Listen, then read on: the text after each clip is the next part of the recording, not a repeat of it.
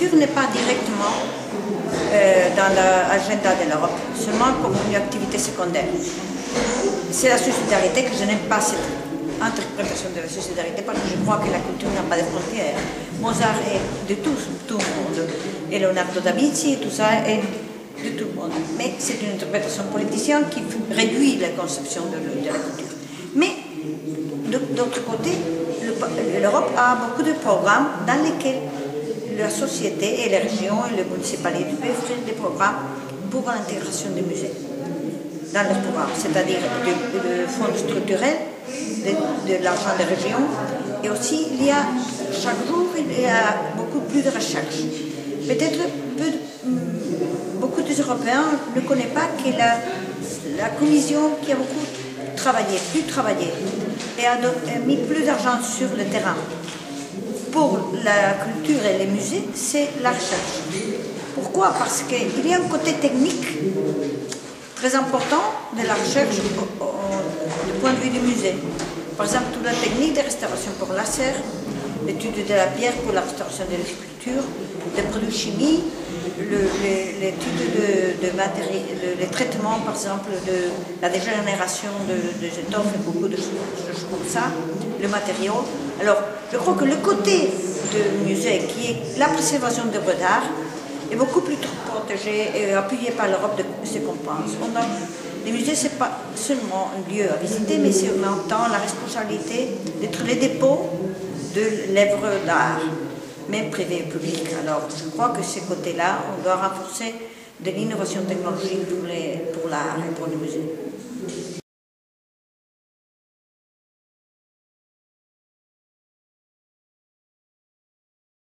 Je crois que la culture n'est pas reconnue en Europe. On a peur de voir la culture.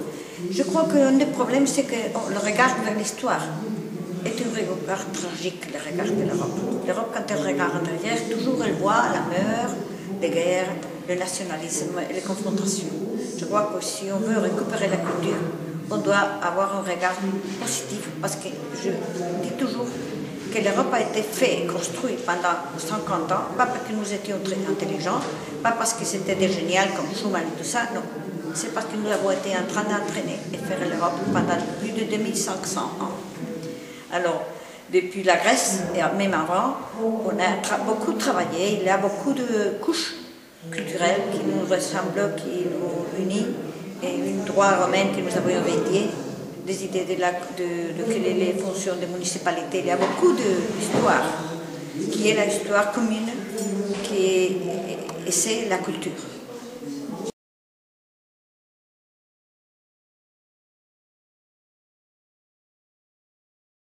Bon, je crois qu'il doit y avoir plus de support au musée, mais en même temps, je crois que l'effort qu'on voit ici, qu'on est en train de faire, et c'est très bien la réunion qu'on a ici, je crois qu'on doit en même temps rationaliser la politique du musée, pas tout faire, être beaucoup plus utile à la société. Certains musées le font, d'autres non. Je crois qu'il y a un mouvement très important de gestion des musées pour voir tourner la page, pas par une conception plus, comment dirais-je, proche aux citoyens, de façon de faire les musées attractifs. En même temps, comme on a dit de Manchester, on doit être plus sophistiqué et regarder qu'est-ce qu'ils veulent les municipalités des musées et leur offrir d'autres services en parallèle pour l'intégration. Alors je crois qu'il y a beaucoup de musées qui devraient fermer avec la crise, mais il y a d'autres pour y avoir une nouvelle vitalité. Je crois que beaucoup de musées, s'ils veulent susciter, je crois qu'on doit accroître et agrandir le réseau. On doit fortifier le tourisme culturel. Et le réseau, c'est l'unique façon avec le tourisme et les grandes compagnies de tourisme pour renforcer cette côté-là. En même temps, je crois que le volontariat doit être élargi. Et par exemple, dans une société avec les sociétés de gens âgés, beaucoup d'eux ont de grandes connaissances qui peuvent travailler au musée et même soigner des églises. Il y a des pays qui sont exemplaires dans cette intégration d'une génération très utile, très responsable et très respectueuse avec l'art, qui puisse collaborer et réduire le coût de maintenance et favoriser le tourisme et avoir les portes ouvertes.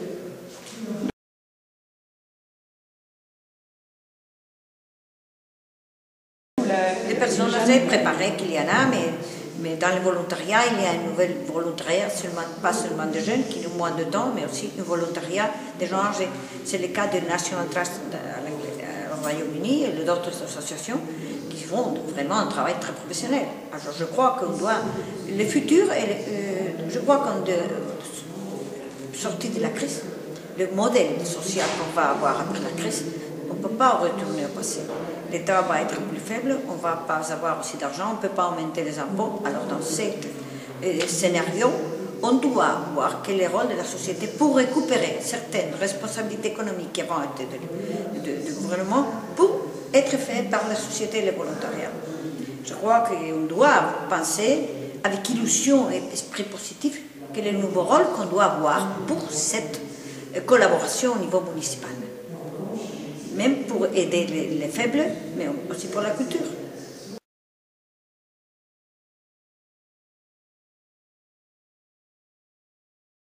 Ça dépend. Il y a des régions où le capital des régions c'est plus facile parce que c'est les régions aussi qui protègent les musées. Mais en général, en Espagne, les musées régionaux en général sont bien, ils marchent. Mais je crois que les pays qui peuvent exemplaires vraiment, c'est le Royaume-Uni, qui a vraiment fait, on ouvre tous les musées, les églises sont ouvertes, il y a la collaboration de la société civile, et en même temps ils ont trouvé une façon de vendre les musées. Alors quand tu vas à la maison, tu portes, tu achètes des choses que c'est la culture aussi. On fait des cadeaux de la culture, et là, ouvrir un marché. Je crois que les musées britanniques sont pour copier. Mais en même temps, la France, par exemple, avec les nouvelles conceptions qu'il y a de Louvre, qui va être répandu dans d'autres régions, je crois qu'il est dans une bonne position. Mais en même temps, on ne peut pas dire la crise, la culture doit être statique, non. Avec la crise, la culture doit donner un pas en avant et penser quel est son rôle dans la nouvelle situation économique. Tout ne peut pas partir de l'argent public, parce qu'il n'existe pas.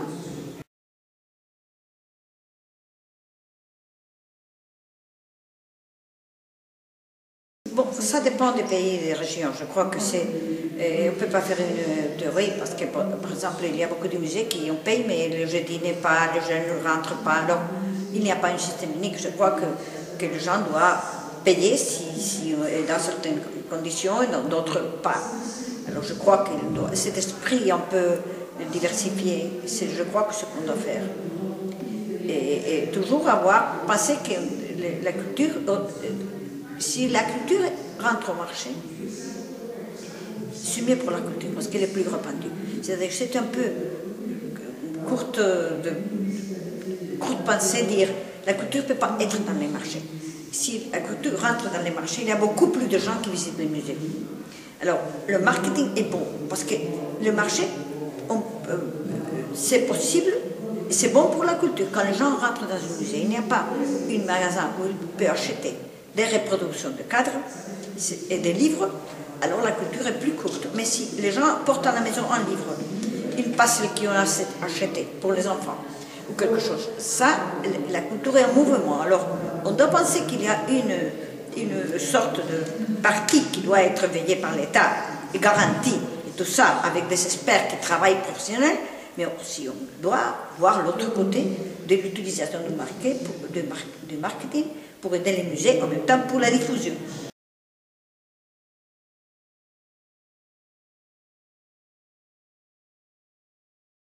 Bon, je crois que c'est... Bon, la municipalité a une mission holistique, les municipalités s'occupent de l'éducation, tout ça. C'est la grande institution européenne qui est depuis le Moyen-Âge et qui a fourni, a donné des services à tout. Même au Moyen-Âge, la municipalité a beaucoup plus de fonctions qu'ils ont eu aujourd'hui parce que c'était la société qui les faisait ou l'Église.